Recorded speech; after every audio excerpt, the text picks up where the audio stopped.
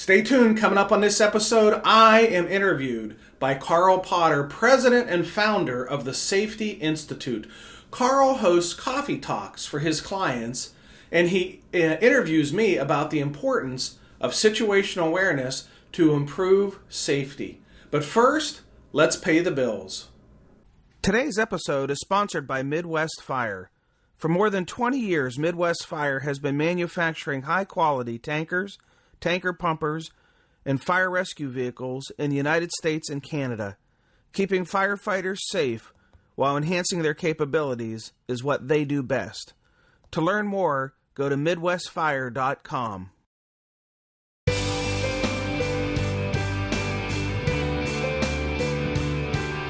Hello and welcome to episode 285 of the Situational Awareness Matters show. I'm your host, Rich Gassaway. The purpose of this program is to help improve situational awareness and high-risk decision-making for individuals and teams who work in high-stress, high-consequence, time-compressed environments with changing conditions.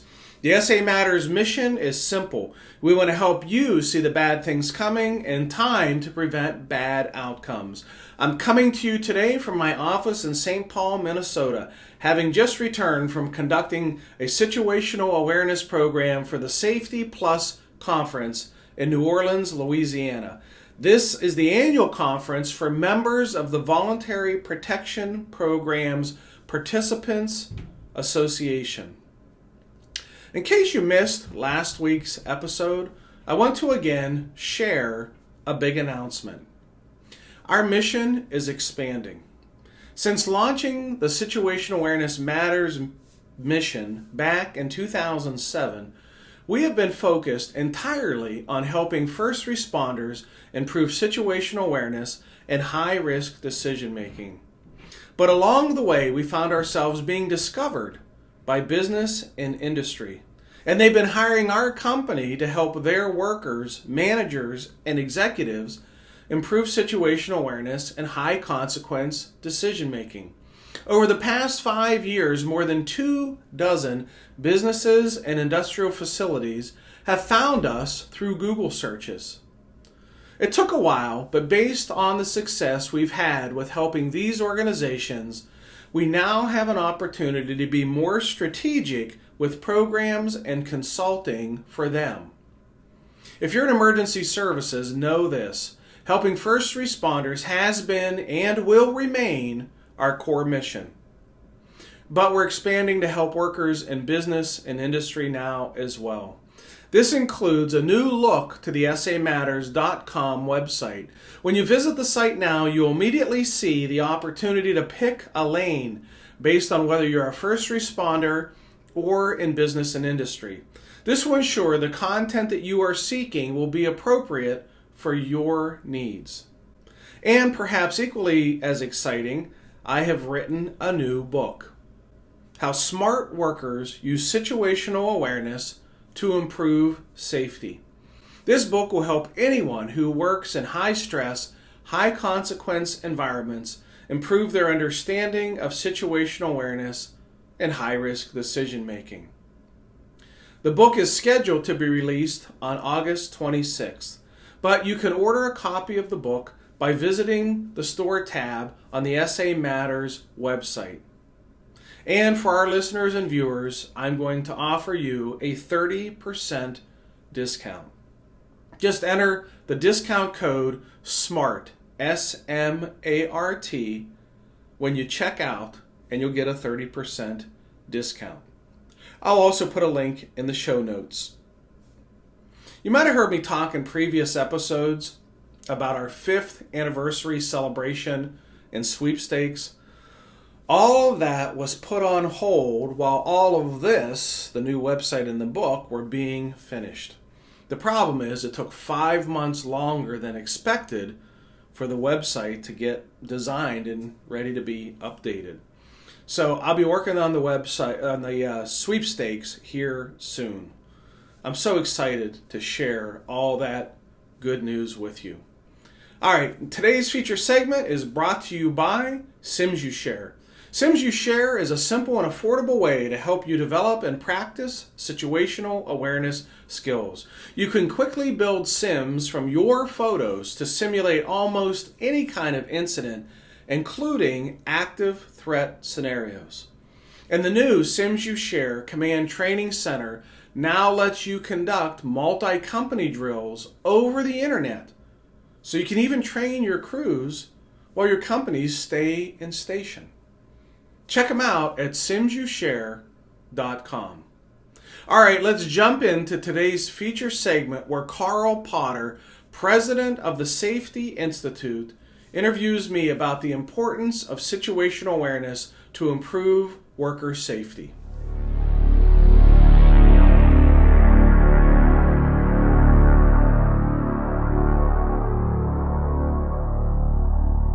Without further ado, I'm going to turn this over and let Rich Gassaway tell us about Safety Awareness Matters. And just to introduce you real quick, this guy is an associate with the Safety Institute, and we're really proud to have him on board. You can learn a lot about him at safetyinstitute.com as well in our directory.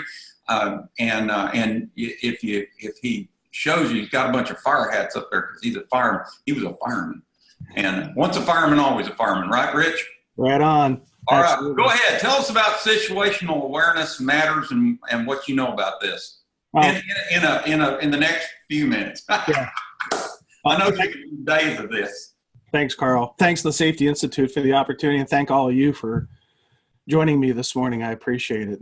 I'm Rich Gassaway. My passion area is to help individuals and teams improve high-risk decision-making by using situational awareness as the foundation.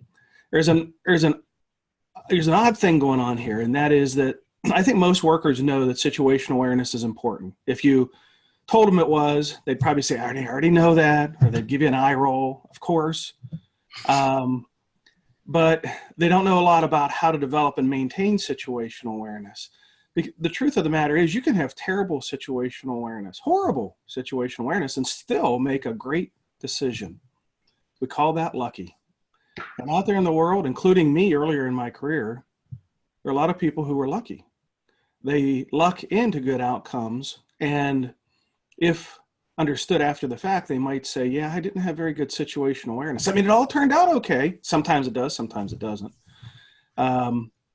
But my quest is to try to help those working in high risk, high consequence, time compressed environments where conditions are changing, understand the principles about how to develop and maintain situational awareness and how to understand how it can go wrong, and then apply some tips and tricks and hacks on how to do a course correction in the area of awareness if something is going wrong in the moment, that they can get back aligned to having strong awareness because of how important it is to good decision making. And I'll kind of pause there, Carl, and I would be just as happy if this morning's session went with as much as discussions and questions and answers instead of me blabbing on for 20 minutes about my passion topic. So let's make it conversational. Yeah. Well, let me, reach out just like some of you, if you got a question, go ahead and we'll give it a 10 count. If you got a question for Rich.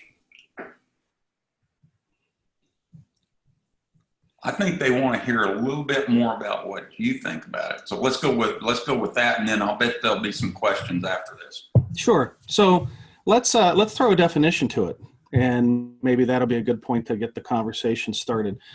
Situational awareness is the ability to perceive and understand what's happening in the environment around you while being mindful of how time is passing, because as time passes, conditions change, and as conditions change, then so does awareness.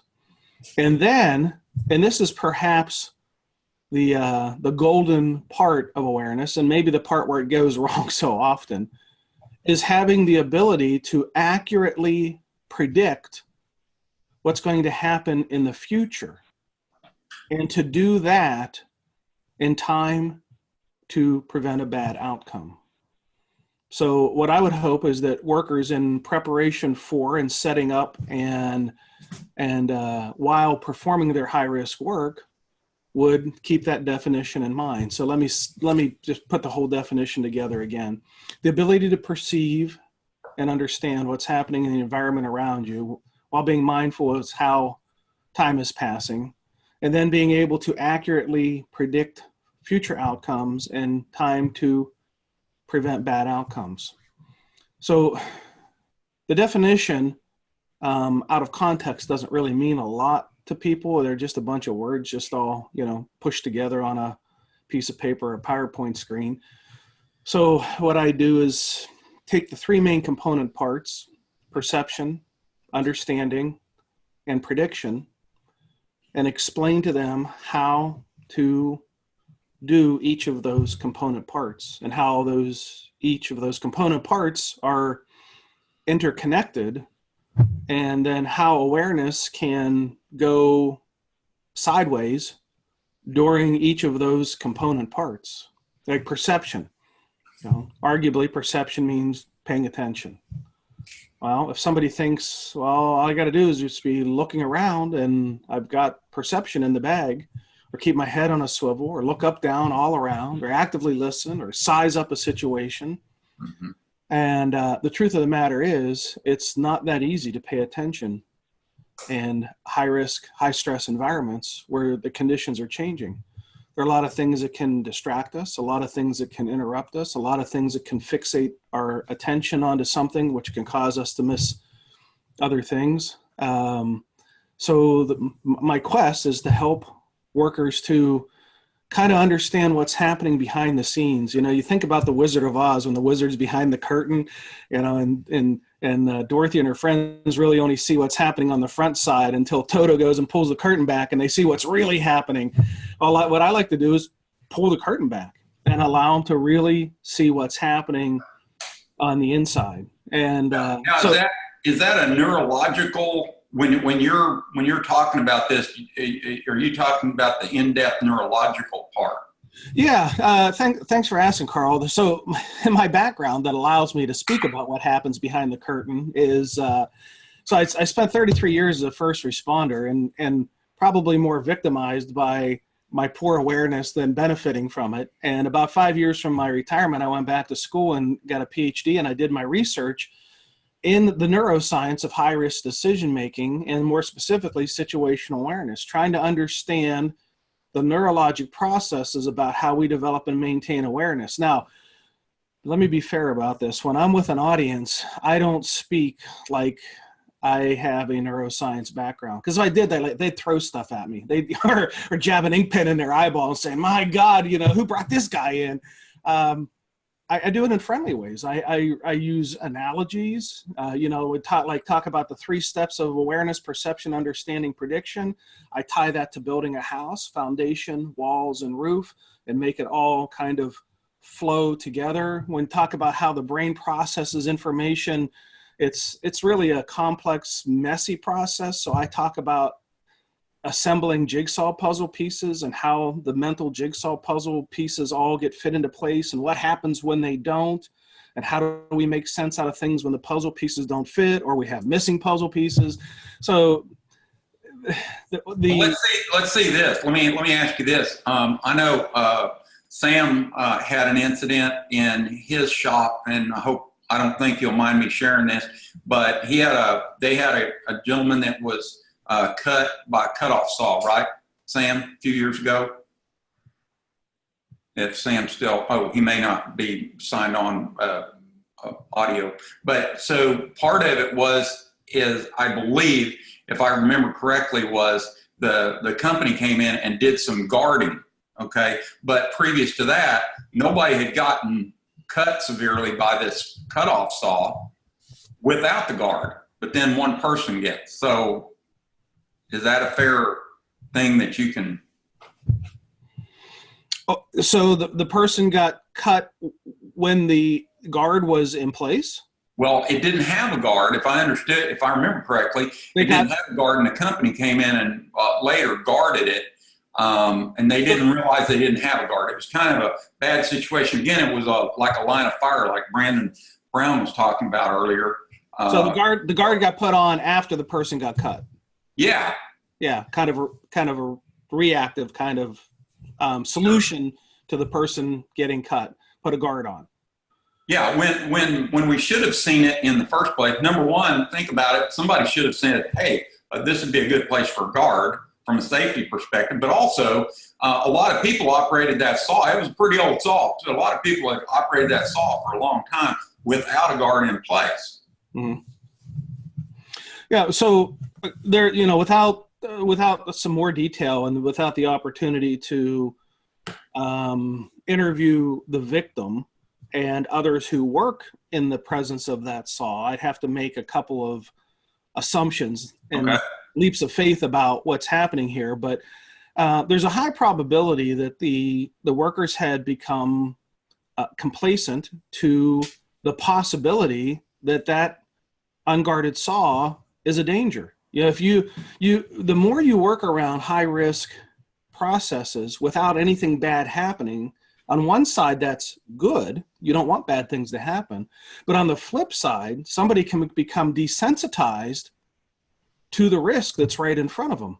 The risk is there, but they get to the point where they don't even see the risk. And part of awareness, perception, seeing, understanding the risk, and then prediction, being able to see your finger coming off as a result of that present risk, they can just become complacent and desensitized to the entire concept that saw blade turning represents a threat to them getting cut. It doesn't seem any more of a risk than the ink pen that's sitting on the table, because it has never represented itself as a risk. They've become desensitized to it. They don't respect the risk because something bad hasn't happened. I've had the opportunity to talk with some workers in similar situations to what you described, Carl, and I don't know what's happening, if this is happening in the situation we're discussing, but they install a guard, and then workers find a way to either disable the guard or to prop the guard into an open position, because they still don't see what the guard is guarding as a risk, because it has never been, and then they dismiss that event as a one-off event. It was a unusual circumstance, one lost finger in 30 years, all in all isn't bad, kind of how their minds kind of think this through. That person was just, not paying attention to what they were doing. I'm not like that. I pay attention. And they can just find a way to disarm the guard or work around the guard or prop the guard open, especially if the guard itself hinders their work in any way, hinders their view, hinders their movement. They can find a way to quickly dismiss the guard, the value of the guard, and find their workaround to that guard.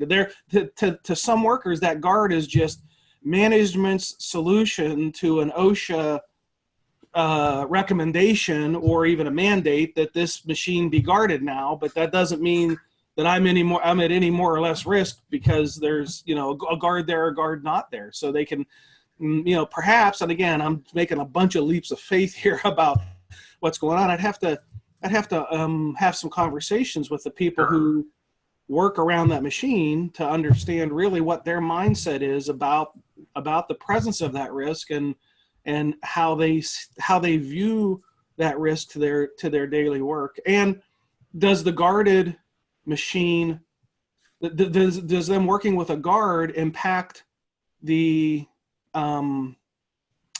performance? In other words, does it slow processing? So if production is impacted by the guard, if they happen to be paid for production. Well, let me ask you, okay, well, let's look at another one. Now, Brandon was bringing up a while ago at Valero, Memphis. They had a guy get his hand in the wrong place. So, Brandon, we had a hand in the wrong spot and getting the line of fire. What's something that at Valero that you might share with them neuralistically that they can help to, because they're in the middle of a turnaround right now. And I know that, they've got somebody drops a 50-pound bag of tools as well.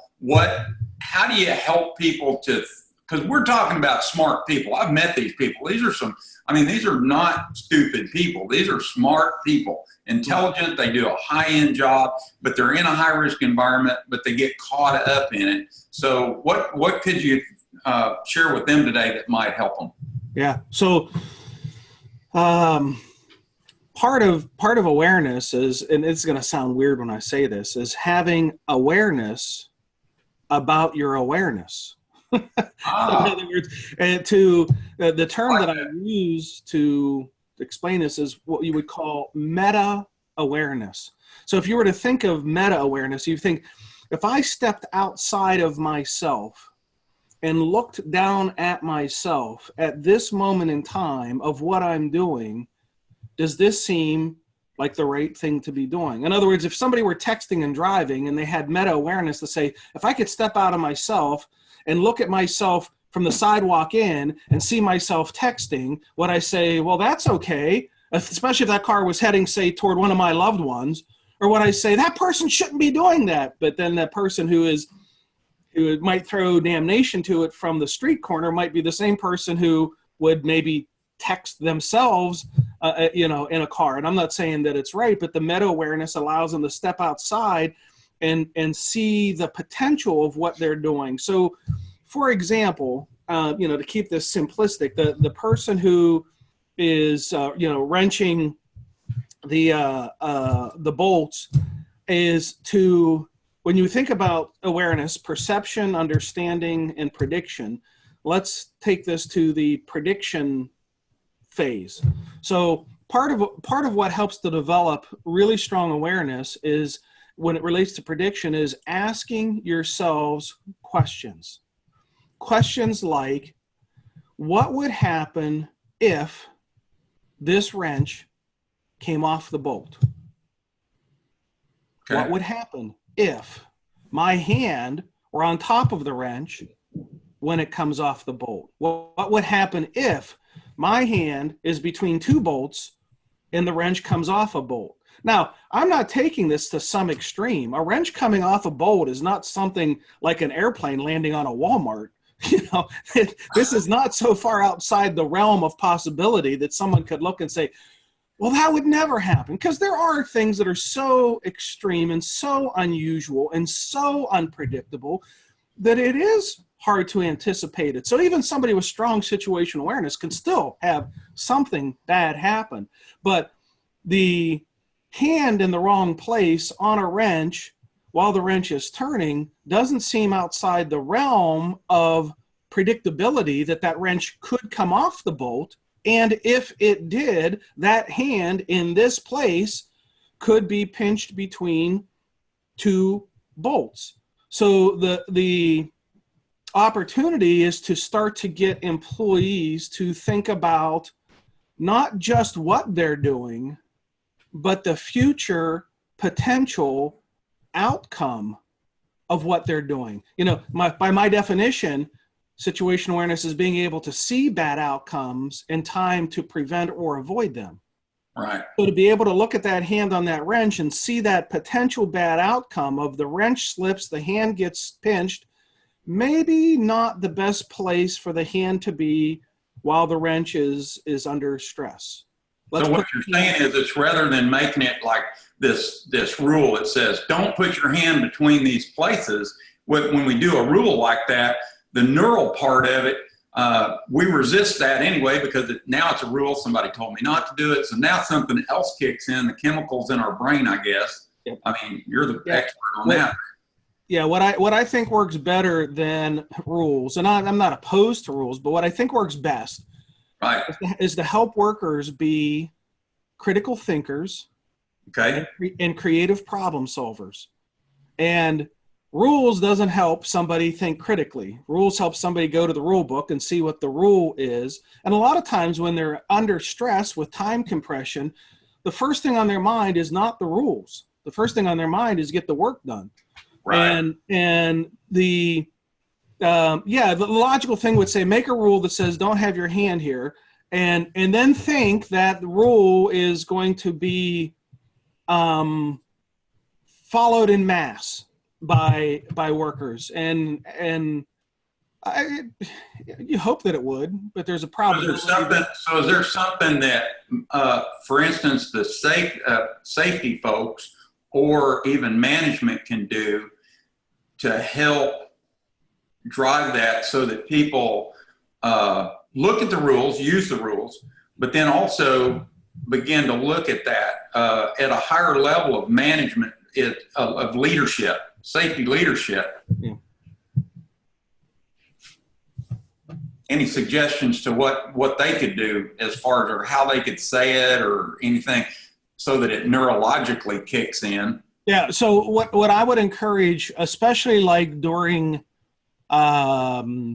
pre-job briefs or during a safety discussion, and instead of saying, here's the work and here's the rules or here's the policies, to engage the workers in using the term that probably many people are familiar with is Socratic method, teaching by asking questions. That's what Socratic was so famous for, is to teach by asking questions instead of just say someone, here's the problem, here's the answer.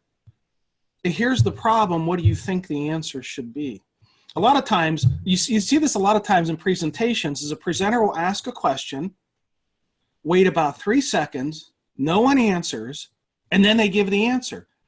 Well, you got to give the people you've asked the question to some time to think and process the question. You knew you were going to ask the question, and you already know the answer that you want, and after about 3 seconds, you start to get kind of uncomfortable with the silence, thinking, well, nobody knows the answer, so I better give it to them because it's going to get really awkward here if we go 10 seconds of silence, and allowing someone to actually fashion up their creative response to that question, and even if you have to, guide them, fish them little pieces that kind of help them head in the direction of the answer. The best learning is self-learning. Give someone the question and help guide them to their finding the solution, even if you're guiding them right to where you want them to be. It's a beautiful thing in a program when a presenter who knows in the end, here's what I want them to teach, but we're going to start here and I'm going to use a series of questions, and when it's all done, we're going to be here. Right. But I didn't take it there. They took it there in the course of discussion and interaction and idea sharing, and we ended up in the right place. And the facilitator kind of guides that. The safety manager guides that. The unit leader who's doing the pre-brief can guide that. But by asking questions, you're engaging an entirely, without getting too complex. There's one form of learning and comprehension and recall when I say, this is the rule and you must follow it. And then there's another whole form of processing and memory recall and learning when you say, here's the rule. Why do you think this exists? Right. What is the value of this? Do you think somebody just sat in an office and put a rule in place because it was their job security to do that, or to just appease the OSHA investigators? What's the explanation behind this? And ask the questions and let someone say, well, I guess the guard is on the saw to keep someone from cutting their finger off. But when they say it versus being told this is the rule and this is why, they actually have to fire the neurons that allow them to come up with the answer. And when they say it, you're far more likely to own it when you say it. Well, let me ask you this, Brandon. Do you have some of your safety folks there? How many safety folks are listening to this at Bolero? Just one at the moment. Oh, one other. Okay. So, because I was wondering who you had, because I know I've met a few of them, and you got some folks that have been welders, pipe fitters, and like that, correct? Correct. That came into the safety part. Yes, sir. What did you see as a transformation from the time that, yes, they were safety people, yes, they were good, but then did you see a change in how they behaved, their safety behavior changed even after they became a safety person at Valero Memphis? Yeah, so like our welder and pipe fitter, I mean, they have that experience of, hey, that we actually did the work and we get the rule, we knew the rule, but now our job is to enforce that rule. And they've got the background of saying, yeah, this is why it's a rule, because we've had XYZ incident. And it makes them a lot more credible because people look at them as having the experience and having the background and not just saying, here's the rule. They also help us. They also help us a great deal because they can, when there is an incident, they can explain to us, if we haven't done the job before, exactly what situation they were in and why they were in it. And they I don't want to say it's compassion, but it is a deeper understanding of why you might get yourself into this situation, so we can discuss it with the people that do the work and explain, yeah, I understand why you might be in this situation. However, let's learn from this and move forward. Carl, can I share a quick anecdotal story here? Yeah, absolutely. So I was at a company that was doing some situational awareness training, and the safety person said, hey, we had an incident, and this afternoon they're going to bring all the key management people together in a conference to talk about this incident, and it might be good for you to kind of see how this plays out. And so we went to this meeting, and we're sitting there, and I'm just a fly on the wall kind of thing, and they've got a policy that says this is what is supposed to be done, and it wasn't, and that's what led to the incident. So these are all management people. These are not people with current frontline knowledge. Maybe at one time they were, and then got promoted up through, but they've been off the line for a while, so to speak. And I sat there and watched as they dissected this policy to try to figure out why the employee didn't follow the policy. And what they concluded was there was a word in the policy where it said an employee may do something, whatever it was, and that's what the employee didn't do. Well, somebody concluded that word should be changed from may to shall. Right. And they said, well, let's make that from may do it, which seems like optional, to shall do it, which makes it mandatory. And they kind of kicked that idea around and they didn't like do a vote, but they're sort of like all in favor, anybody, opposed. And so that was their conclusion. And then then the safety guy who I was there with, he did exactly what I wished he would have never done. He turned to me and he said, Rich, do you have anything that you would like to contribute to this conversation? And I was like, oh, why did you ask me that? And I said, yeah, I do have one small thing. For all of you sitting in the room, do you think changing one word in a 4-page policy from may to shall will change human behavior? Silence. And finally, one person said, no, I don't think that's going to change human behavior. And then I said, well, then you haven't solved the problem. And the safety guy said, well, we got to go. We got up and we left. And what I ended up finding out is this whole thing then led to the creation of a committee on human behavior and how to get people to be inspired to want to do the right thing versus in their mahogany lined walls of the conference room. Senior management really were all bought into changing one word in a 4-page policy from may to shall will fix it all. And I just couldn't. I wished I would have just kept my mouth shut, but I couldn't keep my mouth shut. I had to say, I was sitting there thinking, do you think that's going to do it? That's not going to do it. You got to understand the why behind the behavior. And I'm sure that if you asked any employee, the employee would say, well, I didn't do it. I didn't do it because it says may. If it said shall, then by golly, I would do it.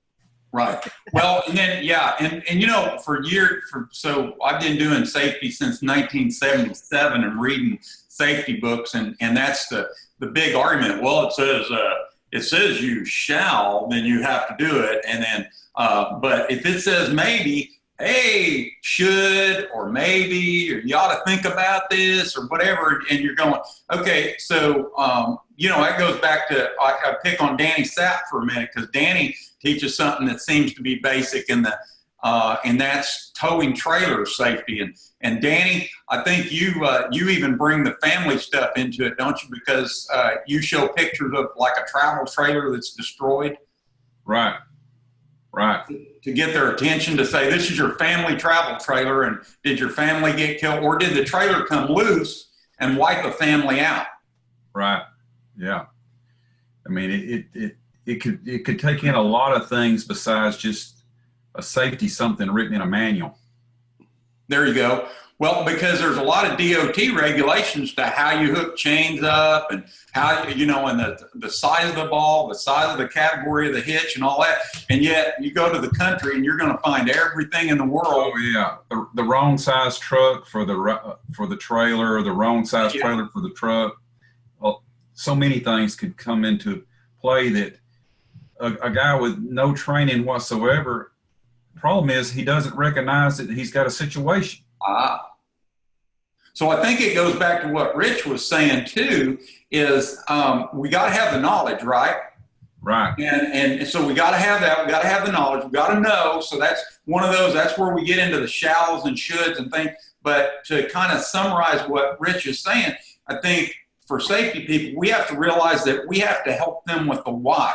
This is why you're doing it. Do you know, if in fact, going back to OSHA on the placarding, OSHA placards now are required to not just have the verbiage. They got to have some kind of verbiage, but it's got to have a pictorial, like for instance, electrocution. It shows a bolt of lightning for electrical hazards, or a cutting hazard that shows a hand being cut. I've always thought that it ought to be a real hand. You know what I mean?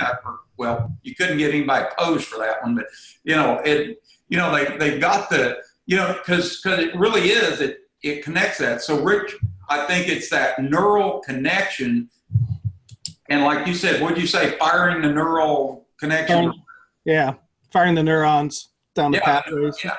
Yeah, we don't have to get really, hey, isn't that what it really, that's really how we got to do that. So let me kind of bring this around. Rich does a great job of, both as a keynoter and a trainer, and I think asking a lot of questions. So he is available for that. Just a quick commercial announcement on that.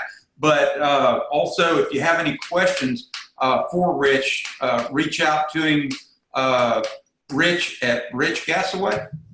Yeah, Rich@richgasaway.com. Yeah, and feel free to just tell him who you are and where you're from and where you got his name. Be sure and do that so that he can know what context to the conversation.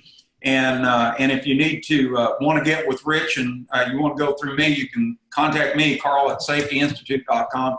And but I think it's been useful for us to do this. Now, I'm going to say this. I'm going to say a lot of people, maybe on a few people on this call may say, you know, this is basic. We know this. But guys and gals out there, I'm telling you, I think sometimes that we as safety people get up there and we point our finger and say, you know, my God, you know, that's rude, you know, and you know, and what Rich has taught us is, you know, there's more to having that conversation. We know that there's a lot to tell the story. You know, let me tell you a little story. You know, you remember the old Cajun down in Louisiana? He's dead now. He was a safety guy. And that's how he got across. This was back years ago. He got it. He'd tell a little story, as he'd say in that Cajun brogue, and it made people. It stuck with people. So that's a big part of what we need to make sure that we're doing as safety people is telling the story. Because Rich, does the human brain? Now you've studied this. So does the human brain fire better on colored pictures rather than a black and white safety book that has rules? Well, pictures are better than text. Okay. Visual is better. A video is better than pictures, Okay. and stories are better than video. Wow. Woo. Hey, write that one down. That's that. You better write that down. That's a good. That's an article right there, brother. That's an article. That's worth the price of admission. I'm telling you, hey guys, listen to what he said, and I think this goes back to what we were talking about with the Valero folks, is they're using experienced people in the safety department. Because I happen to know that. I mean, I was there with them, and they've got the safety people that are assigned to a unit and some areas have a background. They may have been operations, they may have been a pipe fitter, a welder, a mechanic. And so they're there, but then they give them, now here's the deal. They don't just say, hey, now you're a safety guy. They've got to go through some training. They got to learn some things. And meeting them, it was pretty amazing. I was impressed with their ability to absorb information and have a conversation about it and not be combative in the classroom. They were like, hey, this is good stuff. And we had a lot of good conversations as well in the classroom. So I think here's what I want to leave y'all with. And it's one of the things I believe it's a philosophy, and it's one of the reasons for the Safety Institute being out there is you've got to keep that information coming. Valero is a VPPPA site, a star site. And one of the things that's required is they continually bring training in that gets those neurons firing. I mean, you can't just say, okay, I had training 20 years ago or even 5 years ago or even, a year ago. It starts kind of going away. I think maybe the chemistry in our brain kind of gets dull after a while. Is that fair? Sort of, yeah. So if we learn something, it kind of stirs other stuff up. Yeah, there's things that influence whether information stays in conscious memory or drifts away to subconscious memory or goes to places that never come back. And two things that really help things to stay fresh in a person's mind is repetition. Mm-hmm. The repetition cycles of learning and recall and practice allow things to stay fresh in someone's mind. And then emotions. The more an experience is made emotional, the more likely that lesson is going to stick. And that is why, if we had to bring it full circle, why the story beats all the others, because a person who's a good teller of a story, not just a story to just provide the narrative, but the story that immerses the person in the event, tells the story as if the person is there and part of it and feeling it. And then if something happens, they build in that emotional connection to the story. And as they're telling the story, the person sees the words of the story in their mind, in their mind's eye. They're tracking that story, and it's a lot. It's more powerful to engage somebody in a powerful story than to have them say read a narrative or to simply look at a photograph of a lost finger. If that story were to say, and here's the things that led up to that event, and here's this employee and their background and their family and things that were on their mind the day that happened, and then here's the after effect of that happening. They were off work for whatever period of time, and the impact that had. The story is more robust than just say the picture. But emotions and repetition are two of the big ways that information can stay front and center in someone's memory recall. That's awesome. Well, and as a quick one on that, there's a video out there that I did I forget how many years ago now. We had a situation where a highway patrolman was killed not very far from here at an intersection, and he was T-boned by a dump truck and killed. Trooper Green. And so I did I asked permission to talk about Trooper Green with a friend of mine who was a highway patrolman. I said, "You think this would be okay if I use this story. And I actually was on my whiteboard and diagrammed it and did it all and told what happened. And it was a visual where basically he pulled up and he didn't see the dump truck coming, but there was a, if you do the visuals, if you do the physics on it, it hid this dump truck that was coming like 35 mile an hour. Wasn't moving that fast, but it was about 35 mile an hour.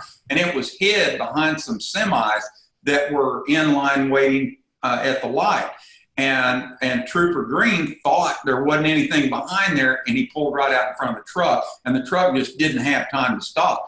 Well, I tell the story, and I go through the whole thing of what happened, and, we wanted to honor Trooper Green and everything, and it was kind of funny because 2 weeks later, a friend of mine up in Kansas City, a guy named Keith Tensinger, who's actually a good friend of Dr. Deb and I, we've known him for years, he called me, and he said, hey, you saved my life.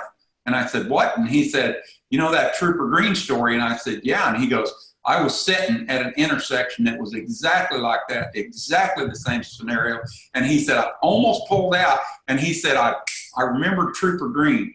And he said, it was like, boom, it just hit me in the head. And he said, and I pulled out a little ways and I hit the brake and stopped. And he said, I counted to about 30. And he said, this truck came out from behind him. And he said, he said, I got chills because he said, had I continued just like it was, he said, it would have been Trooper Green all over again. And, wow. And he thanked me for that. And I don't say that to build myself up. I mean, this is what we do as safety people. Yeah. But it's a great example of what you just said. When we tell a story, so when we're doing a briefing, for instance, going back, let's think about it a little bit more. Let's tell a story about, what could happen. And then engage the rest of the group. Would you agree with that? And say, what else could happen? And make that whole, what are we going to do? And then it's, what are we going to do to prevent that from happening? That's the mitigation process to do that. Not what are we going to do to react? We want to make sure there's an ambulance here handy or we got the fire department. Yeah, we need to call the fire department or at Valero, call them and tell them we're getting ready to do this so that they can react. Okay, how can we, and by the way, Valero did this, you'll love this, and they may be able to speak on this here. They reduced the number of fire calls. They shared that with me because they started preventing the fires. Isn't that right, Brandon? Yes, sir. Through process safety initiatives and general housekeeping and maintaining the equipment a lot better. So greatly reduced the number of fires. So they changed the narrative, if you will, Rich.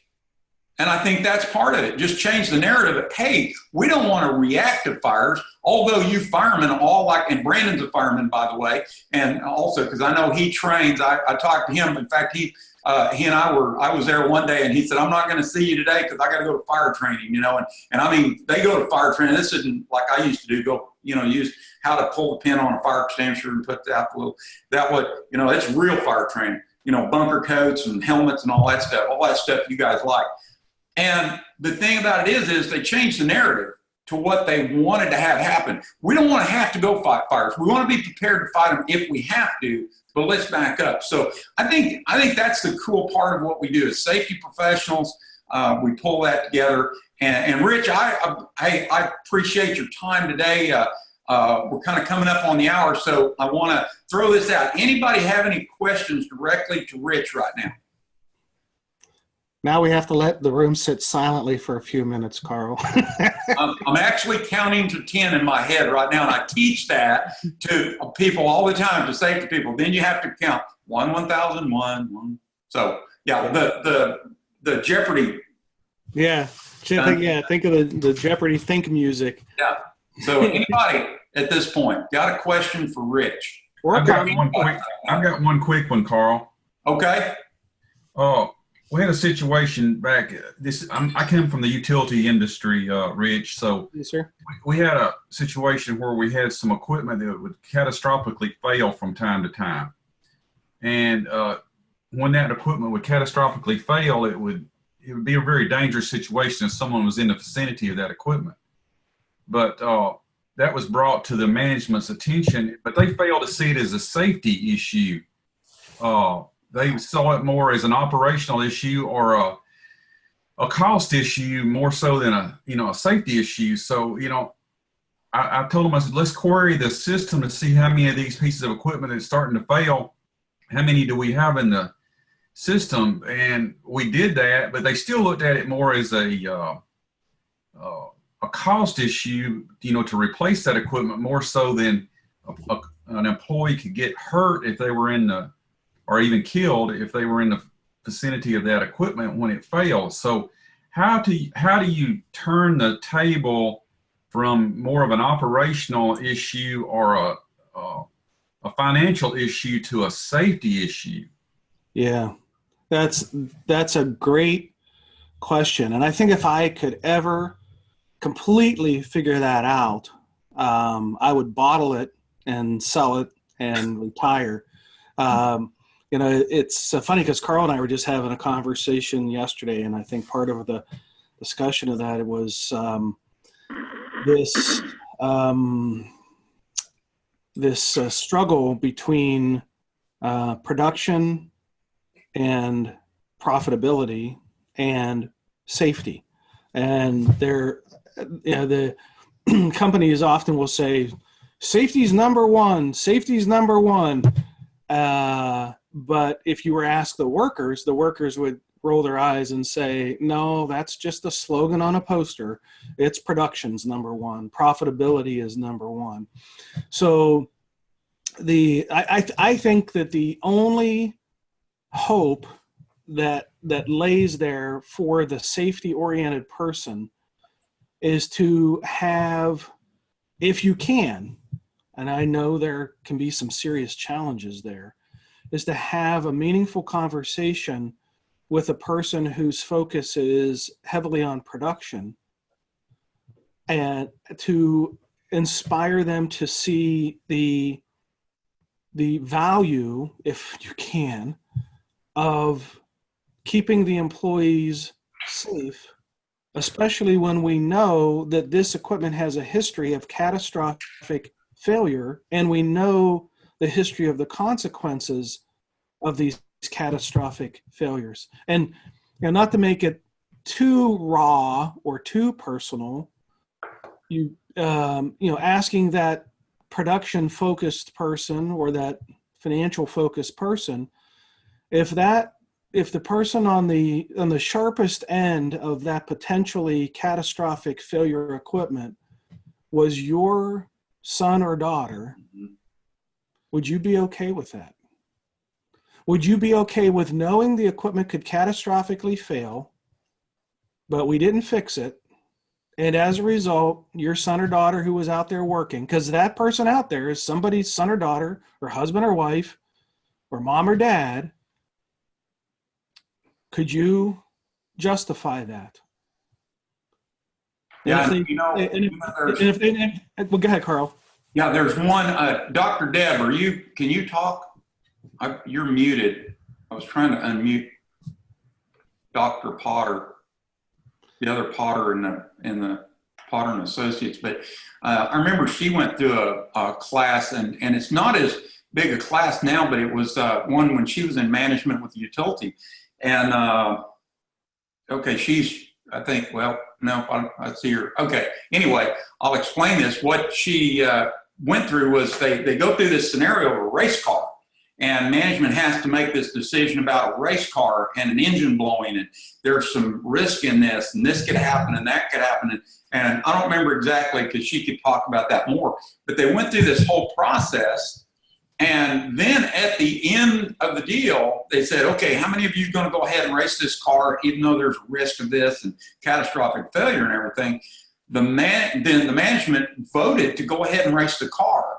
And then they pulled the veil back, and the race car wasn't a race car. It was the Challenger space shuttle.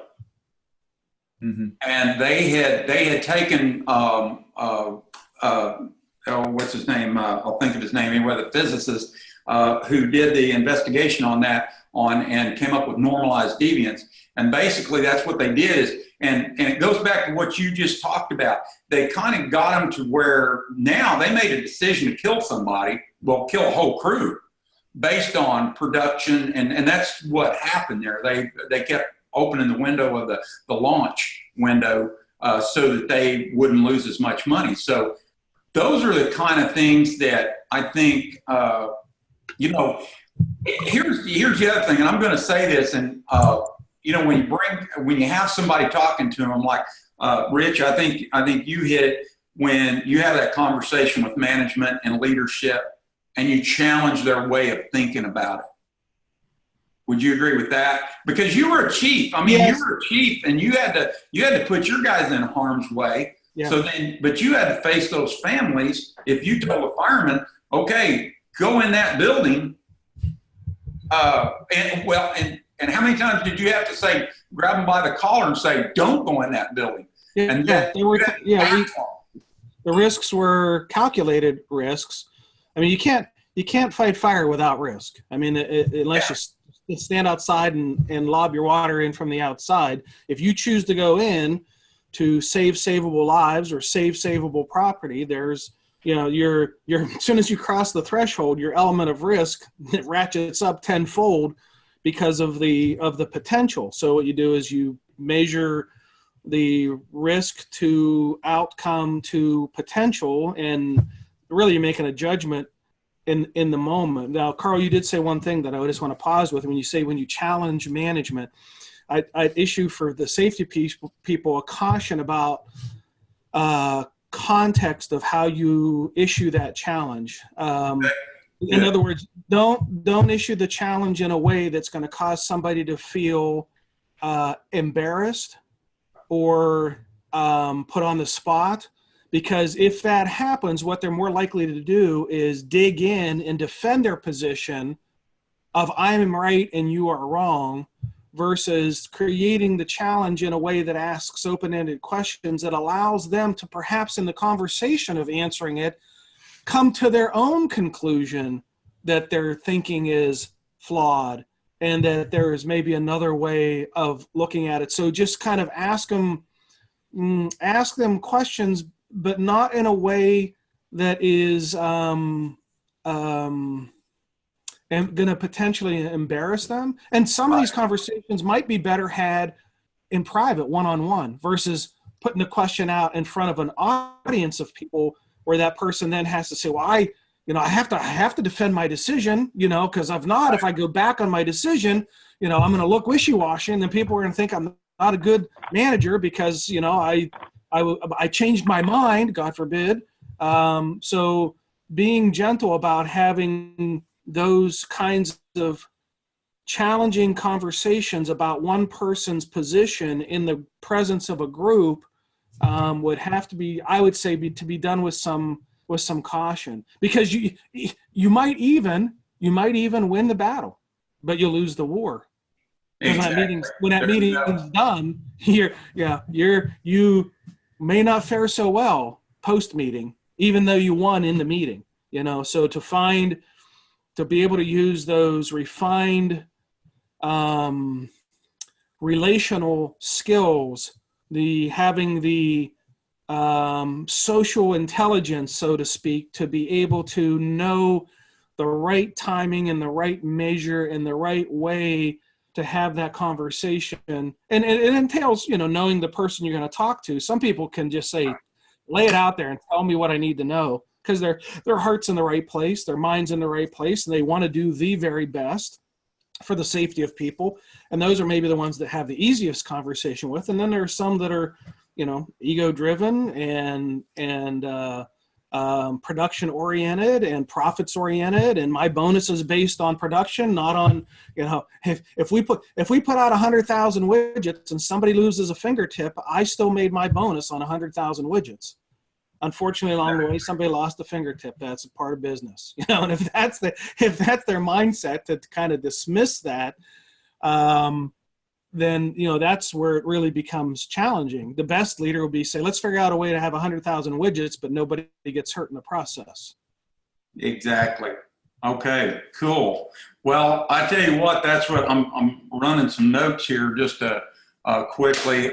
Man, great deal. I think we could also spend all day on something like this. And one of the things I think that's really valuable is when we do take situations and break them down, like you said, and we learn from those and say, okay, what could have been done better? And I really appreciate what you said is the challenge doesn't need to be a challenge that sets up combative. And I'm pretty good at that kind of stuff sometimes. Have to watch it.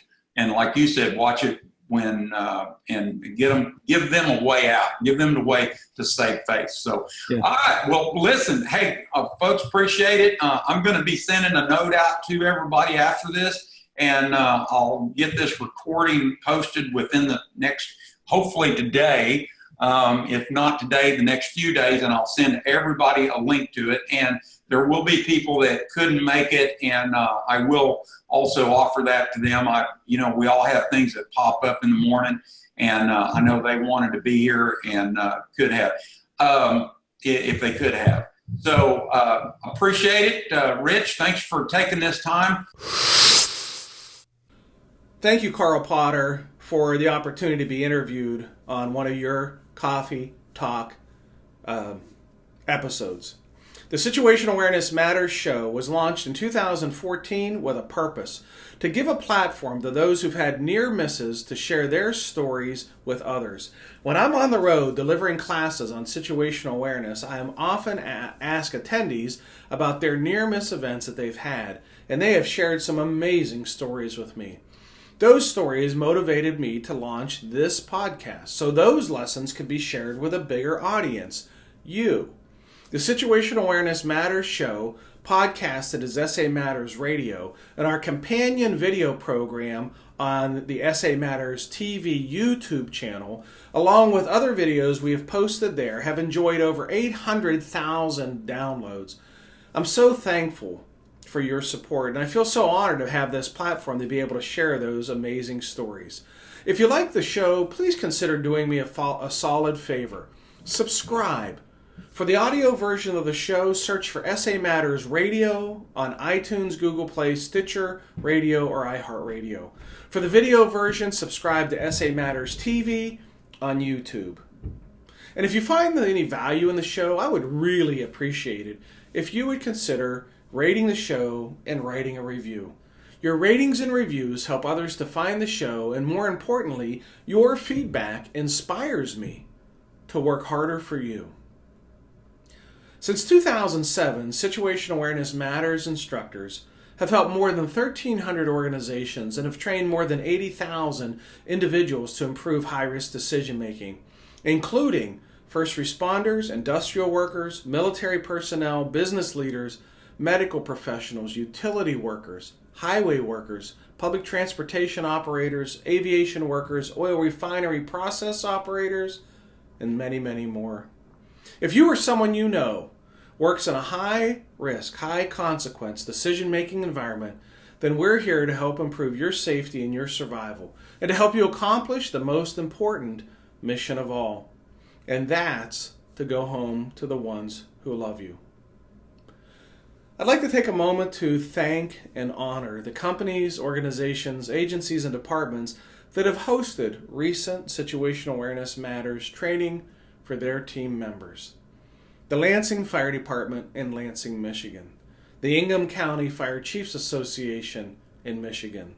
The Coastal Bend Regional Advisory Council in Corpus Christi, Texas.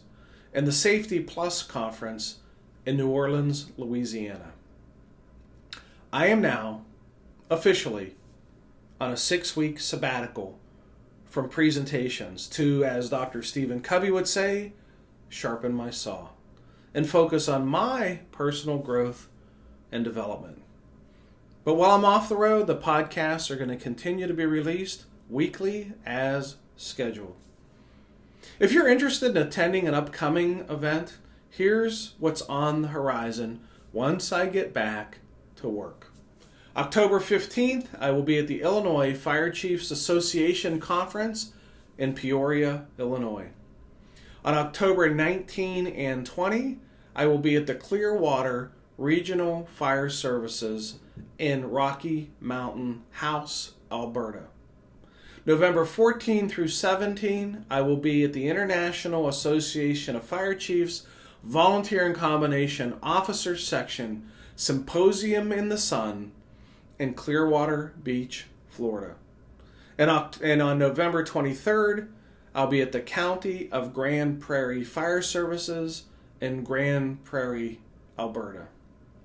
If you want to see the locations of all the upcoming Situational Awareness Matters tour stop events, just go to the samatters.com website and scroll down the page till you see the red tab that says Upcoming Events Schedule. If you're interested in hosting a program, just click on the Contact Us tab at the top of the SA Matters website and I'll give you a call. If you want to become part of our community of learners, there's several ways you can do that. Check the show notes for how to get connected with us by signing up for our monthly newsletter, by subscribing to the SA Matters radio podcast, by subscribing to the SA Matters TV YouTube channel, and how to get connected with us by being a follower of our social media channels on Facebook, Twitter, LinkedIn, and Instagram. There we are sharing ideas about how to improve situational awareness, how to make better decisions under stress, and how to improve the skills of critical thinking and resilient problem solving. Well, that's it. Episode 285 of the Situational Awareness Matters show is complete. Thank you again to my guest, Carl Potter. Thank you to our platinum sponsor, Midwest Fire. Thank you to our feature segment sponsor, SimsUShare. Thank you to our associate sponsor, Chief Miller. Thank you to all the companies, agencies, organizations, and associations that have hosted Situational Awareness Matters training for their team members. Thank you to all the organizations that have hosted live stream training where I come to your organization live via the internet to train your employees. Thank you to the more than 3,000 students and graduates of the highly acclaimed Situational Awareness Matters Online Academy. The feedback I receive from the Academy graduates is just amazing and very humbling, and I thank you for that. And most importantly, thank you, the listeners and viewers of this show, for sharing some of your valuable time with me today. I really appreciate your support of the SA Matters mission. Be safe out there, and may the peace of the Lord and strong situational awareness be with you always. You've been listening to the Situational Awareness Matters radio show with Dr. Richard B. Gassaway. If you are interested in learning more about situational awareness, human factors, and decision-making under stress, visit samatters.com. If you are interested in booking Dr. Gassaway for an upcoming event, visit his personal website at richgassaway.com.